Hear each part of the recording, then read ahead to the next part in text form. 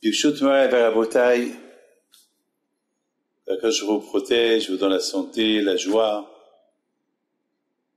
la prospérité, si Dieu veut. Nous sommes quelques jours de la Iloula de Rabbi Pinto Alav Shalom. Et il faut savoir que les tzadikim ne sont pas morts. Les tzadikim, même à leur mort, on les appelle les vivants. Et c'est la raison pourquoi nous célébrons chaque année la Iloula du Tzadik. Chaque famille juive a son Tzadik. Il y a beaucoup d'Ilulot qu'on fait toute l'année. Vous savez qu'il y a des Hasidim qui font chaque jour l'Iloula d'un Tzadik. Bon Hachem, on ne perd rien du tout lorsque on est attaché à un tzaddik, parce que la Torah dit au bout de Tidbikun, il faut être collé à Hachem. Être collé à Hachem, c'est pas facile. Collé à Hachem, c'est pas facile. On le connaît pas, Hachem, mais on le découvre. Lorsqu'on voit comment les tzaddikim, ils vont servir à Kadosh Baruch Hu, là, on va découvrir les tzaddikim à Kadosh Baruch Hu. On voit les tzaddikim comment il se prive, comment il fait, la vie, comment il vit. Et étant donné que Rosh Hashanah approche, c'est pour nous, les Juifs du monde entier, c'est écrit dans la Torah, c'est à Rosh Hashanah que le bon Dieu juge le monde entier. C'est comme ça, notre Emouna. Alors, on se prépare pendant le mois de Elul. Le mois d'Elul, c'est une bonne opportunité qu'il ne faut pas rater. C'est comme s'il y a une affaire, imaginez-vous, une Mercedes neuve, qui coûte quelques dizaines de milliers de dollars. On vous la vend à $2. Qui va la rater? Quelle opportunité, quelle occasion? Bien sûr, tout le monde va sauter sur cette occasion. Donc, on a une occasion une opportunité une fois dans l'année, le mois d'Elul, quand on se prépare pour demander à Dieu pardon. On sait très bien qu'on va être jugé pour tout ce qu'on a fait toute l'année. Alors, on répare. On se lève le matin, on fait l'isléhot, on prie, on fait la tzedaka. Et comme ça, si Dieu veut, lorsqu'il va venir le Rosh Hashanah, Kadosh Baruch Hu, il va voir on s'est repenti, on a fait un grand changement dans notre vie, alors il va nous pardonner. C'est très important. Vous savez, retourner vers Hachem, c'est un retour. Ça veut dire que, malheureusement, pendant toute l'année, on s'éloigne du bon Dieu. Alors, le bon Dieu nous a donné, on peut retourner vers lui pendant toute l'année, mais étant donné que toute l'année, individuellement, c'est un peu dur. Mais ce qu'on voit, tout le monde qui retourne à la fois. Je vous dis quelque chose. Beaucoup de fois, j'ai pas envie d'aller faire les slehot.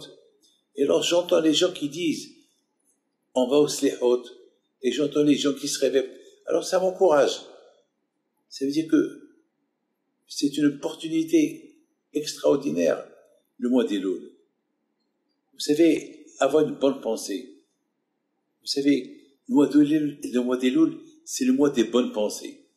Toute l'année, nos pensées sont ailleurs. Toute l'année, nos pensées sont ailleurs. Le mois d'Elul, tous les problèmes, c'est la pensée. C'est la pensée, la marche, ça va, la pensée. Beaucoup de fois, au lieu de penser, toutes les conséquences de notre vie mauvaise de toute l'année, c'est parce qu'on pense mal. La pensée, on pense pas positif, on pense toujours négatif, ou bien on pense du mal. Mais c'est vrai qu'on pense bien. On dit pense bien, il y aura du bien. À tel point que ils disent que avec une bonne pensée, on peut construire des mondes. Je vous donne un parole d'honneur. Beaucoup de fois, ça m'arrive d'avoir des bonnes pensées. Et Baruch Hashem, je réalise ces pensées. Et Baruch Hashem, il y a des fruits qui sortent des bonnes pensées. bien sûr, de mauvaises pensées. Il va sortir quoi? Et les moments les plus importants pour les bonnes pensées, c'est pendant ce mois de Elul. Pendant ce mois, on est tenté. On voit les gens qui vont à la synagogue, on voit les gens qui font plus de tzedaka, on voit les gens qui font plus de hesed, du bien. Alors, ça nous tente à penser des bonnes choses. David Amelech, alav shalom, toujours, il choisissait être proche de Dieu. Toujours.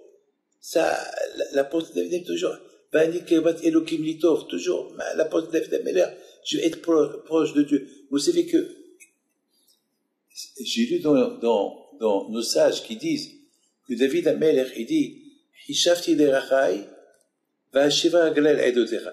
Hishafti derachai. J'ai pensé, qu'est-ce que je vais faire demain? Comme ça, David Amelech, il dit, j'ai pensé, qu'est-ce que je vais faire demain? Je vais faire ça. Alors, je vais faire ça. Et je vais faire ça. Et le lendemain, qu'est-ce qu'il fait? Il va à la synagogue. Alors, tous les rabbins posent une question. Attends, s'il a pensé une pensée, c'est que c'est une bonne pensée. Pourquoi David Amelech, il a des mauvaises pensées? Pourquoi David Amelech, il a pensé, demain, je vais aller au théâtre, et après, il va à la synagogue? Non. S'il a dit, et j'ai calculé ce que je vais faire demain, j'ai pensé que je vais faire demain, et à la fin, demain, je vais à la synagogue. Attends. Il a dû penser, demain, je vais aller visiter un malade, demain, je vais aller faire du bien, demain, je vais aller... C'était un roi, il s'occupait. Alors, c'est quoi? Comment on peut expliquer que David Amelech, toutes les pensées qu'il pensait à faire, les pensées qu'il pensait à faire demain, et le lendemain, qu'est-ce qu'il fait? Il va à la synagogue. Alors, pourquoi il a pensé alors? C'est que David Amelech, il répond, c'est que David Amelech, alav shalom, il écoutait les problèmes de tout le monde. Et il disait, bon, demain, je vais aller visiter ce malade. Demain, je vais aller faire du bien à celui-là. Demain, parce que toutes les pensées de David Amelech, vous savez ce qu'il dit David Amelech? Ma ahavti toratecha kol hayom isihati. Combien Hashem je t'adore, combien Hashem je t'aime. Shiviti Hashem l'ikdik tamid. David Amelech toujours, il voyait Dieu en face de lui, toujours il connectait à Dieu. Comme qu'il dit le Ramban. Vous savez qu'est-ce qu'il dit le Ramban? Le Ramban, il dit, celui qui veut être attaché à Dieu, c'est avec la pensée et avec la bouche. Avec la bouche, toujours, il doit dire, si Dieu veut, ben, attache toujours le nom de Dieu, il soit dans sa bouche. Et non seulement que la bouche, même la tête, même dans la pensée, il faut dire, avec les d'Hachem, avec les deux dieux, avec les d'Hachem, avec les deux dieux. Comme ça, l'homme, ils sont Hachem tout le temps.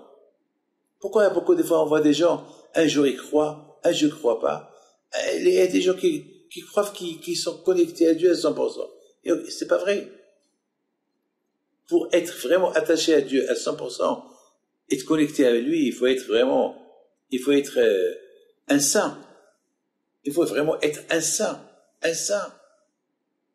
Alors, le Ramban, il dit, pour être connecté à Hachem et arriver à être un saint, comme les tzadikim, c'est lorsque tu te déconnectes pas du bon Dieu, de ta pensée, et avec ta bouche aussi. Toujours tu dis, ce que tu dis, Bzadullah, avec les deux dieux, et l'ahballah, si Dieu veut, toujours il y a le nom d'Hachem dans ta bouche. Alors là, tu peux réussir. Ici, par habitude, tu dis Dieu, non, ça va pas marcher. Ah, maintenant, on va essayer de comprendre. David Amelech, il dit, je pense faire ça demain, Et à la fin, il va à la synagogue. Alors, la réponse, elle est comme ça. Comme ça, ils disent, les rabbins, ils disent que David Amelech, vraiment, il pensait, demain, je vais aller visiter ce malade, demain, je vais aller voir celui-là, Et le lendemain, il dit, au lieu que je perds mon temps pour aller voir ce malade, je vais aller à la synagogue prier pour lui. Je vais aller étudier la Torah à la synagogue. C'est du sûr. Vous savez ce qu'il dit David Amelech? Je demande une seule chose à Hachem. Je ne demande pas deux choses. Je veux David Amelech, il demande à Hachem, Hachem, je lui demande une chose. Pour que David Amelech, il demande une chose, c'est qu'il a pensé.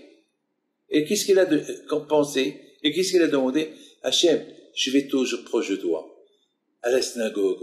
Je vais être avec toi, là où il y a la Torah. Et c'est comme ça, c'est de cette manière. Vous savez que cette phrase que je viens de dire, on la lit tout le mois de Elul. Le mois de Elul, notre pensée, si on n'est pas connecté à Hachem, le mois d'Elul, vraiment, c'est l'opportunité idéale où on trouve Hachem le plus proche, c'est le mois d'Elul. Ce mois-là. Si tu le rates, tu sais bien qu'au Rosh Hashanah, c'est le jour du jugement. Lorsqu'il y a un jugement, il faut se préparer pour le jugement. Alors tu te prépares pour le jugement et tu arrives au jugement sans papier, sans défense, sans avocat, sans rien du tout. Alors mois d'Elul, on se prépare. On fait sléhot, on demande pardon au bon Dieu, on se connecte avec des bonnes pensées. Le mois d'Elul, c'est le mois de la pensée, c'est le mois de casser le Sahara. Vous savez, je raconte une belle histoire que j'ai lue dans un livre. Une très belle histoire. Pas une histoire, oui. Vous savez que il y a les frontières. Vous savez, les frontières, vous savez, toujours on vous demande, est-ce qu'il y a quelque chose à déclarer? Alors, il y avait un monsieur, il avait une marchandise dans son pays, mais cette marchandise, elle marche pas. Mais il sait que le pays voisin, la marchandise que lui il a, que ça marche pas chez lui, chez le pays voisin, elle marche. Alors, il a dit, bon, mais pour prendre cette marchandise dans l'autre pays, il faut la faire passer, il faut passer à la douane, il faut payer les taxes, il faut payer la TVA. Mais lui, il veut pas. Lui, il dit, si je paye tout ça, il va rien me rester. Là, il faut, allez, il a voulu faire passer la marchandise sans la déclarer. Et pour ça, il a trouvé un passeur qui a un chariot, et il lui a dit, voilà, si tu veux gagner de l'argent, voilà, j'ai cette marchandise, viens, on va passer par les montagnes, on va contourner la douane, et comme ça, et la police, et comme ça, je vais vendre cette marchandise, je te donne tant. Par avance, voilà, je te donne tant. Au départ, le cocher, il avait peur, il a dit peut-être, il me prépare un coup celui-là, et après, il va me vendre à la police. Il a dit, je te promets, voilà, dommage, voilà. Il le prend dans son usine, voilà, la marchandise, elle est là. Et dommage, je gagne rien du tout ici. Dans le pays voisin, je peux la vendre à un argent faux, et on va gagner plein d'argent. À la fin, il a réussi à le convaincre. Alors, il remplit le chariot, il apporte un bon cheval, un cheval écossais ou un bon cheval qui galope bien. Et voilà, ils ont pris la route. Maintenant, ils ont pris la route. Bien sûr, ils n'ont pas pris la route de la frontière, de la douane. Ils ont pris une route, traverser les montagnes, etc., etc. Écoutez bien, au milieu de la route, le aiglon, le cocher, il commence à avoir peur. Ici on m'arrête. Alors après, il a dit, si on m'arrête, c'est pas ma marchandise, c'est la marchandise à lui. C'est pas, moi je suis rien qu'un passeur, moi je suis rien qu'un ouvrier, je fais passer le passager et les marchandises, il y a un propriétaire. De l'autre côté, il y avait le propriétaire. Il a commencé à avoir peur. Oh là là, ici on m'arrête. Et ici on m'arrête. Et ça vaut la peine de passer quelques années en prison, et je reçois des coups. Après, il dit, au pire, qu'est-ce qui va se passer? Je vais dire, c'est pas à moi. Il va dire, moi je suis rien du tout, moi je suis rien qu'un passager. Et c'est le cocher, le pauvre qui va te prendre. Comme ça, il a pensé. Et encore, on continue, voilà, on approche la frontière, Et encore le cocher commence à trembler. Et ici, on m'arrête. Et l'autre aussi, le commerçant aussi, il avait un peu peur. Ici, on m'arrête et pendant des heures, les deux, ils allaient étouffer. Et voilà, ils se voient déjà approcher la frontière. Parce que ils avaient peur. Même que la frontière, ils ont essayé de prendre un autre chemin, mais malheureusement, on pouvait voir, ils avaient toujours peur. Peut-être il y a un policier qui se balade vers les frontières et il risque de les arrêter.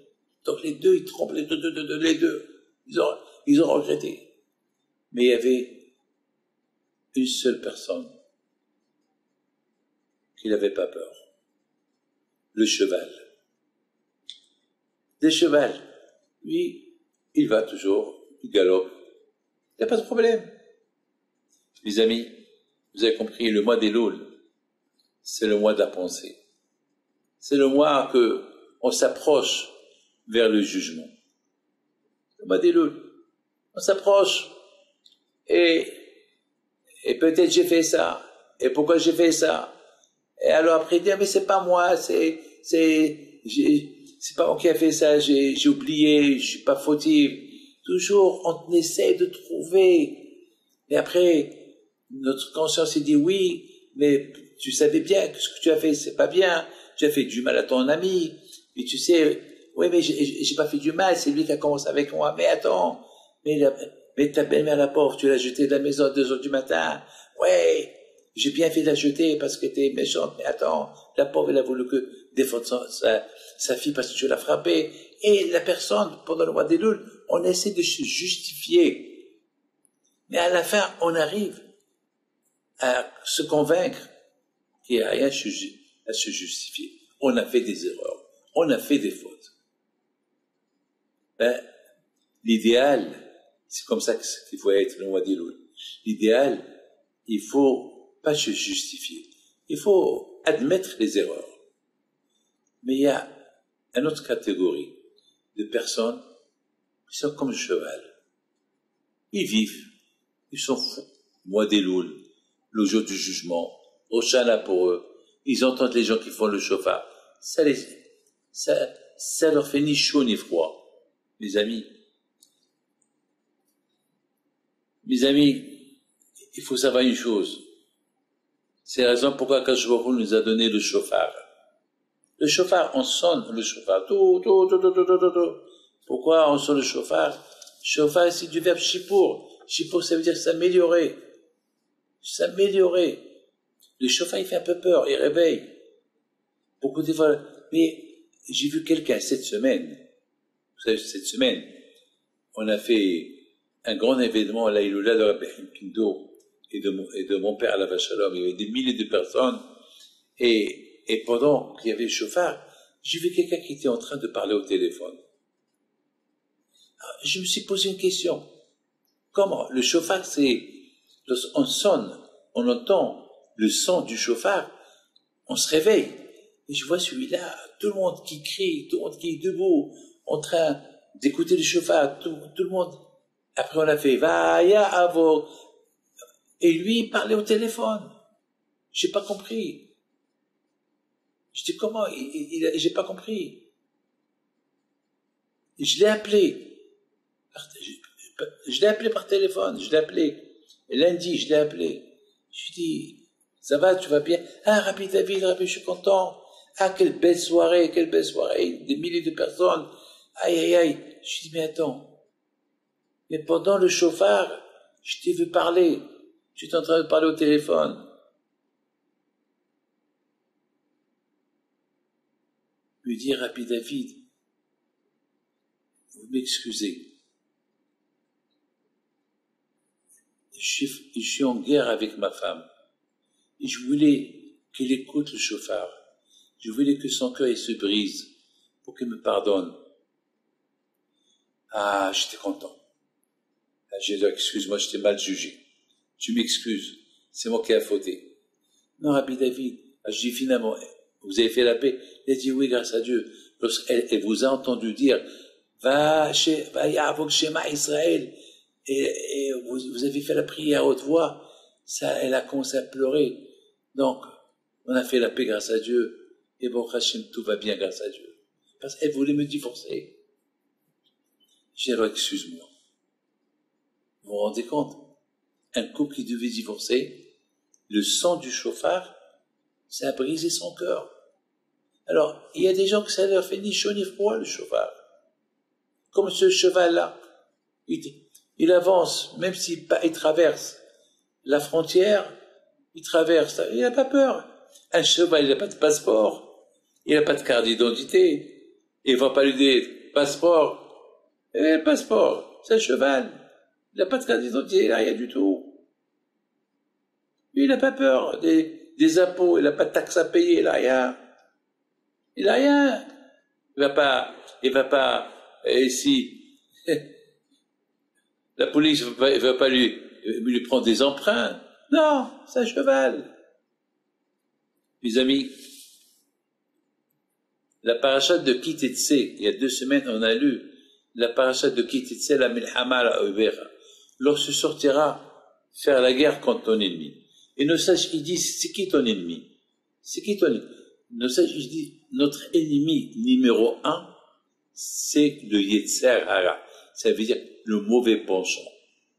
Le Satan. Celui qui nous tente à faire du mal. C'est ça ton ennemi. Et le mois idéal pour battre le Satan, c'est le mois d'Elul. Le mois d'Elul. Alors vous allez me dire, pourquoi le mois d'Elul? Parce que le mois d'Elul, c'est le mois où mon cher Rabbeinu, lorsqu'il est monté dans le ciel pour apporter la Torah, il s'est disputé avec les malachim, avec les anges. Il les a gagnés. Parce que les anges, les malachim, ils n'ont pas voulu que mon cher Rabbeinu, il reçoive la Torah. Ils voulaient qu'eux, ils gardent la Torah. Et mon cher Rabbeinu, alav shalom, il leur a fait la guerre. Il s'est bagarré avec eux. Il leur a dit, est-ce que vous êtes des voleurs? Ils ont dit non. Est-ce que vous mangez? Est-ce que vous mariez? Vous avez des femmes? Non. Dans l'autre monde, il n'y a pas de femmes. Dans l'autre monde, il n'y a pas de manger. Dans l'autre monde, il n'y a pas de business. Qu'est-ce qu'il y a dans l'autre monde? Il y a que, si tu as fait du bien dans ta vie dans ce monde-là, le bon Dieu, il te le paye dans l'autre monde. Qu'est-ce qu'il y a dans l'autre monde? Dans l'autre monde, personne ne se connaît. Personne n'est parti dans l'autre monde pour voir qu'est-ce qu'il y a. Personne, on ne sait pas. Mais on a l'aïmouna, on a la foi, on sait que c'est un bon monde. Vous savez qu'est-ce qu'ils disent nos sages?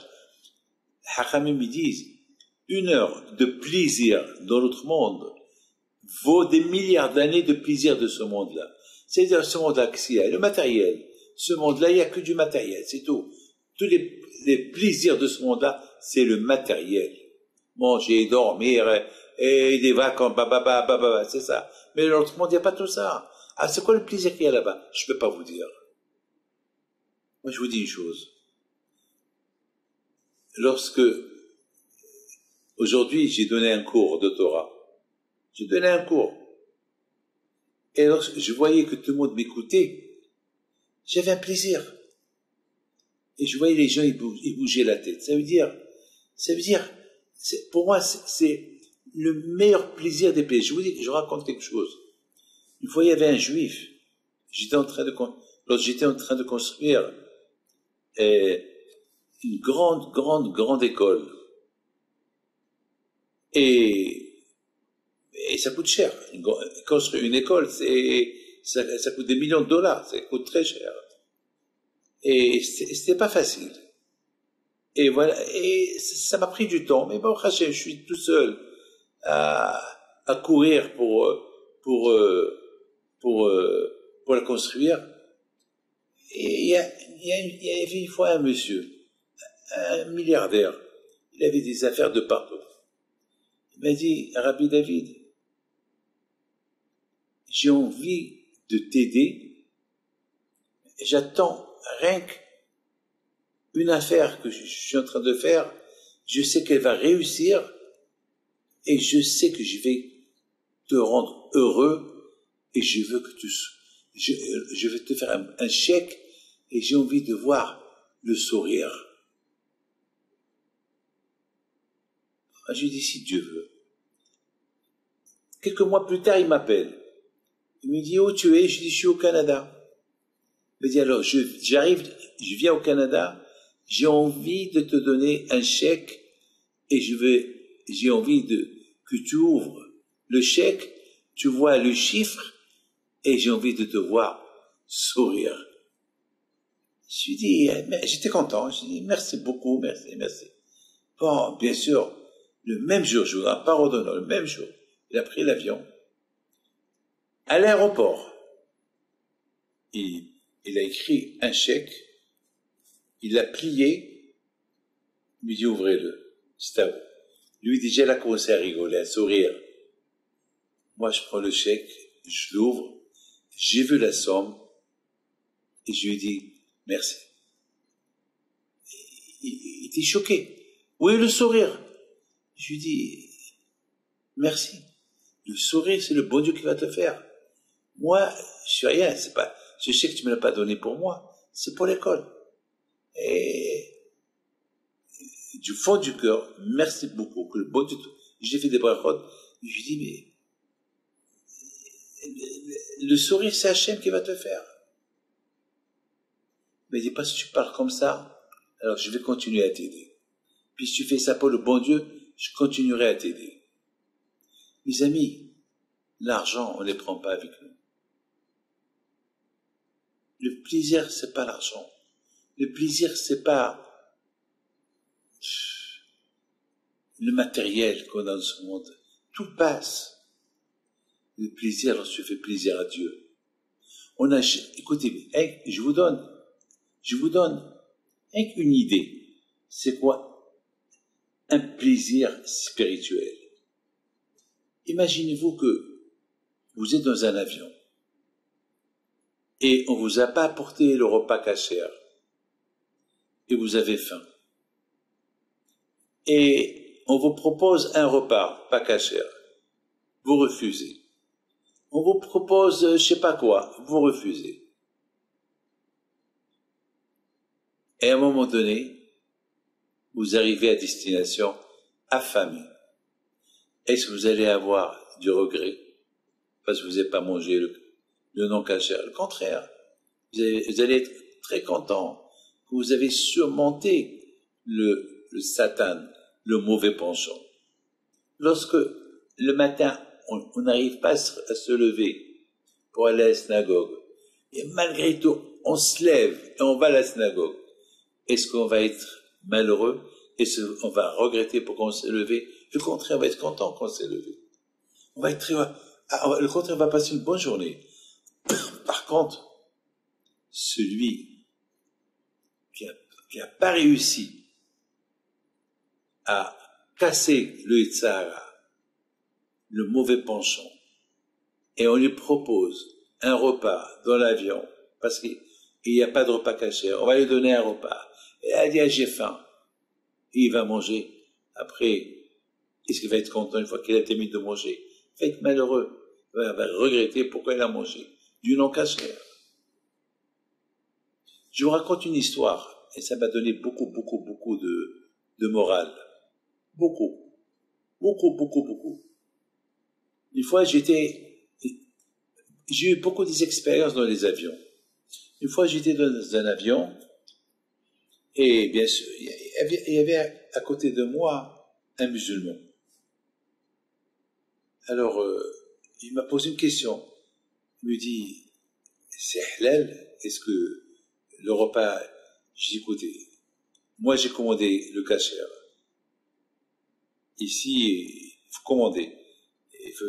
Si tu commandes halal, il te le donne. Si tu commandes pas, il te le donne pas.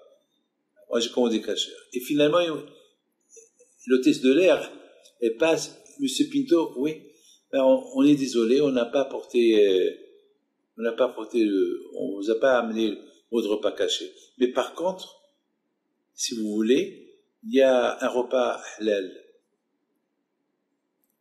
Il y a un seul. Je dis, attendez.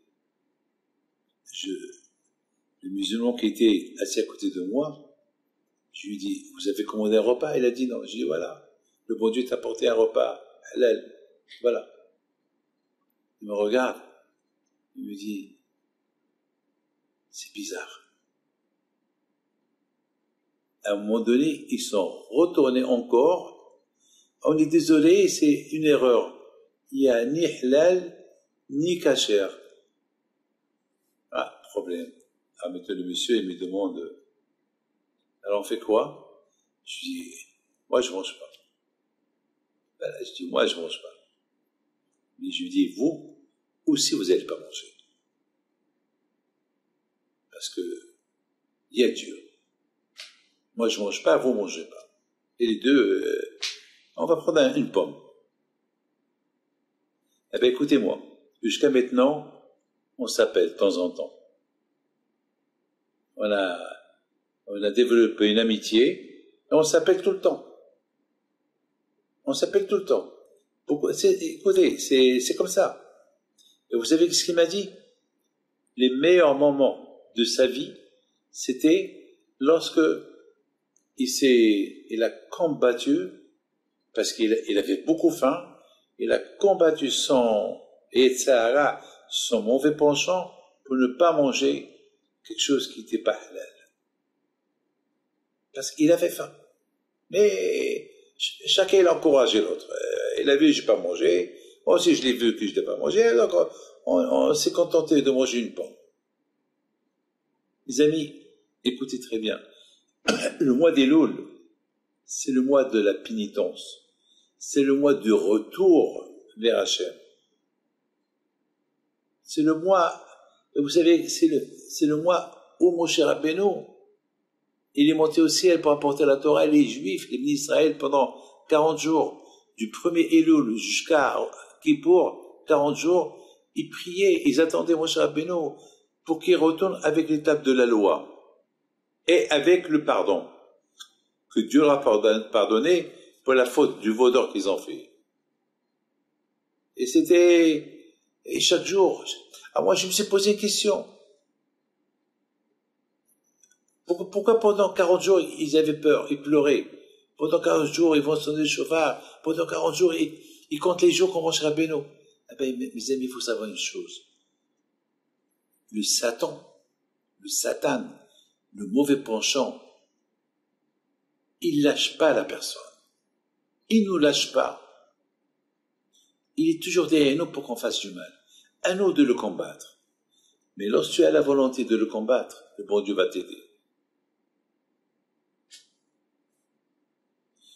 Mes amis, il y avait un couple. Ce couple-là, il vivait dans pas le bonheur. Toujours, le mari il cassait les verres, il crie sur sa femme, il insulte sa femme, il lui manque le respect. Toujours, il attaque sa mère, il attaque son père. C'est un voyou. Vraiment, un mari basse classe. Et la pauvre, la femme, elle subissait tous ces affronts avec son mari. Elle pleure, mais elle est une femme de bonne famille, qu'elle ne va pas divorcer. Elle ne va pas divorcer. Comme je connais beaucoup, je me rappelle à l'époque au Maroc, il y avait des femmes, des pauvres, combien ils souffraient avec leur mari. Mais c'est des femmes de maison, et voilà. Jamais j'oublierai. Une fois, j'étais invité chez quelqu'un, il y a 40 ans, il y a 50 ans même, au Maroc. Jamais j'oublierai, j'étais invité chez quelqu'un, et j'ai vu ce quelqu'un, m'a dégoûté. Il crachait comme ça par terre. Il avait une belle maison, très belle maison, il crache. Et lorsqu'il avait, je sais pas moi, il mangeait du poisson, il crache. Il m'a dégoûté. Et il appelle sa femme. Isha, viens. Et la pauvre Miskina, j'ai eu de la peine. Jusqu'à que je l'ai pris de quoi je lui dis, mais c'est quoi ça? C'est comme ça. Je suis une femme. Et alors? Et toi, c'est grâce à elle que tu es dans cette chambre. Enfin, mes amis, cette femme malheureuse, elle a tellement souffert. Elle a été chez le rabbin. Elle a dit au rabbin, donne-moi un conseil, j'ai un mari qui me fait souffrir, je ne sais pas quoi faire avec lui. Il lui dit, tu sais quoi ma fille? Tu as un jardin chez toi? Oui, on a un jardin. Tu as un arbre là-bas? Oui, on a un arbre. Écoute-moi, achète des clous et achète un marteau. Chaque fois qu'il te vexe, prends le marteau et prends un clou et passe ta colère sur le clou, cloue-le dans l'arbre. D'accord. Et quoi? Chaque fois que tu fais comme ça, c'est ce qu'elle a fait. Quelques temps plus tard, le mari, il a remarqué que sa femme, elle ne le répond plus. Et chaque fois, après une histoire, elle sort dehors, elle tape quelque chose. Il la suit, il voit qu'elle était en train de clouer un clou. Qu'est-ce que tu fais? Mais c'est quoi tout ça? Il voit toute l'arbre, plein de clous, plein de clous. C'est quoi tout ça? Il dit, tout ça, c'est le mal que tu m'as fait.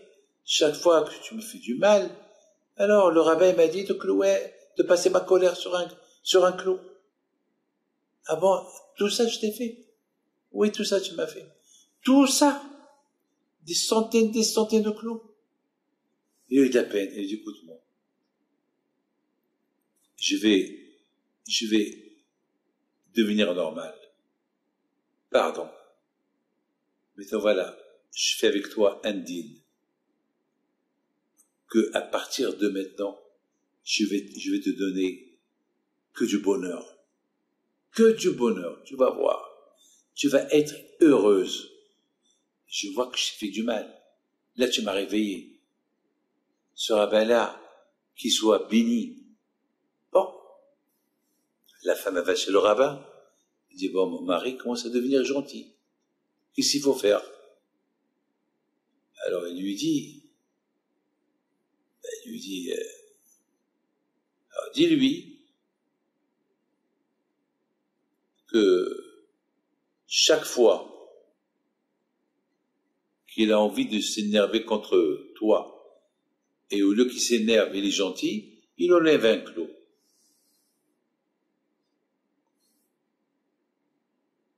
Pour montrer sa volonté qu'il a pris conscience de tout le mal qu'il t'a fait, maintenant, il veut se rattraper. Elle lui dit, et à partir de ce jour-là, chaque fois qu'il achète un cadeau à sa femme, il dit, alors je vais enlever un clou. Il dit, d'accord. Sa femme, il fait une bêtise. Il lui, au lieu de s'énerver, il lui dit, voilà, je m'énerve pas. Je peux enlever un clou. Enlève un clou. À un moment donné, il a enlevé tous les clous. Alors, il lui dit, alors maintenant, on va faire une fête. On va célébrer une fête. Une fête de ce beau mariage qu'on a réussi. Même tous les dégâts qu'il y a eu, on les a réparés. Je les ai réparés. J'ai enlevé toutes les clous. Alors, on va faire je vais appeler un traiteur. On va faire un repas à côté de l'arbre. Cet arbre sacré qui m'a réveillé. Alors, ils apportent le traiteur. Ils vont s'asseoir, une bouteille de vin, et ils ont commencé un bon steak. Bon. Et la femme, elle commence à pleurer. Il lui dit, Madeleine, mais pourquoi tu pleures? Il n'y a plus de clous. Tout va bien. On a fait la paix. Tout le mal que je t'ai fait, ça y est parti.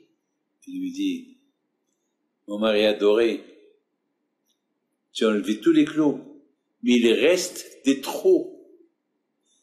Le mal que tu m'as fait, il reste encore. Ne crois pas que le mal, il a disparu.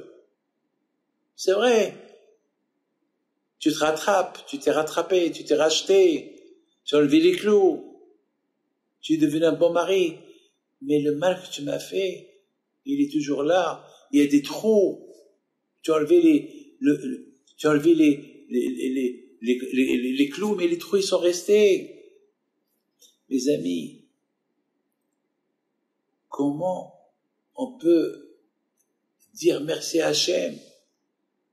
il nous a fait que du bien, et nous, pendant tout le temps, on fait que du mal. On fait des bêtises. Alors ça va, le mois d'Elul, qu'est-ce qu'on fait? On enlève les clous. On fait teshuva. On commence à devenir gentil. Il y a tellement de clous qu'on a cloués pendant toute l'année, les bêtises qu'on a fait. Et maintenant, le mois d'Elul, il vient, et on enlève on fait une pénitence, on dit Hachem pardon. Mais les trous, ils restent. Alors, comment boucher les trous? On bouche les trous avec la tzedaka. Faire du bien aux autres. Se repentir. C'est comme ça qu'on bouche les trous. Étudier la Torah. Akadosh Baruch Hu, il est à côté. Meler, Bassadé. Mes amis, si Dieu veut, Be'elat Hashem, le samedi soir, ce samedi soir qui vient, si Dieu veut aller au Maroc, pèleriner, Be'elat Pinto, et Be'elat Hashem samedi soir, c'est la Iloula du Tzadik à Be'elat Pinto. Vous allez, connectez-vous si Dieu veut, le samedi soir, je ne peux pas vous dire à quelle heure, mais vous allez recevoir des messages et des indications à quelle heure. Ça va être en live. Cette année, c'est la date exacte, c'est le samedi soir. Alors je demande à tous ceux qui m'écoutent de bien appeler tout le monde, chacun. C'est Rosh Hashanah, tout le monde a besoin d'un avocat. Vous avez Rabbi Haim Pinto. Il est votre avocat parmi les avocats que vous avez. Il va essayer, si Dieu veut, de boucher tous les trous qu'on a fait. Alors, si Dieu veut, samedi soir, la Iloula de Rabbi Haim Pinto, le grand Aïssaouira. Et bien, Hachem, je vous souhaite à vous tous, Shana Tova Mituka. Il faut savoir une chose, que la semaine prochaine, il n'y aura pas de cours mercredi soir prochain, parce que c'est Rosh Hashanah. Mais par contre, si Dieu veut, le mardi soir, il y aura un cours. Mardi soir, à la plage de mercredi soir.